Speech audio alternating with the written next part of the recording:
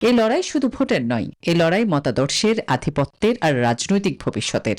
দিল্লির করিডোর থেকে কলকাতার গুলি, সবখানে এক প্রশ্ন, বাংলা কার? এই রাজ্যটি নিজের কবজায় নিতে বহুদিন ধরেই নানা ছক আঁকছে কেন্দ্রীয় সরকার। নির্বাচনী প্রচারণায় প্রধানমন্ত্রী নরেন্দ্র মোদী ও কেন্দ্রীয় স্বরাষ্ট্রমন্ত্রী অমিত শাহ পশ্চিমবঙ্গে পরিবর্তনের ডাক দিয়েছেন।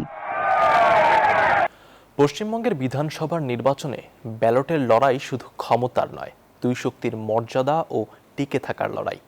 একদিকে নরেন্দ্র মোদীর নেতৃত্বে বিজেপির বিস্তার, অন্যদিকে মমতা বন্দ্যোপাধ্যায়ের অটুট দুর্গ রক্ষার লড়াই। 23 ও 29 এপ্রিলের এই নির্বাচন নির্ধারণ করবে শুধু বাংলার ভবিষ্যৎ নয়, দিল্লির রাজনীতির দিক নির্দেশও। পশ্চিমবঙ্গের বিধানসভার ভোট, নির্বাচনের রং, দেয়ালে দেয়ালে প্রতিশ্রুতির ঢেউ, আর মাটির মানুষের চোখে ভবিষ্যতের স্বপ্ন। কার হাতে যাবে বাংলার ক্ষমতা? 23 ও 29 এপ্রিল দুই দফায় 294 আসনের মহারণে মুখোমুখি দুই শক্তি।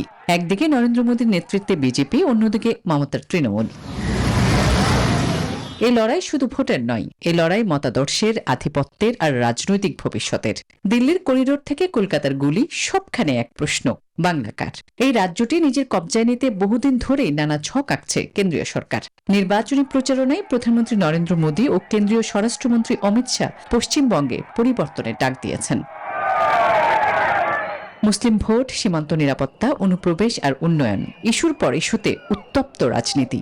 নাগরিকত্ব সংশোধনী আইন, সিএএ, মাতোয়া ভোট বড় ফ্যাক্টর হয়ে উঠেছে। বিজেপির লক্ষ্য স্পষ্ট, বাংলা জয় মানে পূর্ব ভারতে আধিপত্য আর রাজ্যসভায় শক্তি বাড়ানোর নতুন সুযোগ। অন্যদিকে নিজেদের ঘাঁটি অটুট রাখতে প্রাণপণ লড়ছে তৃণমূল।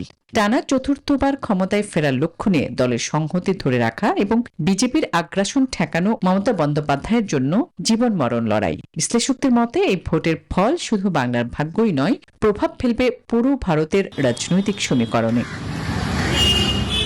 আসমাতুলি, নিউজ 24।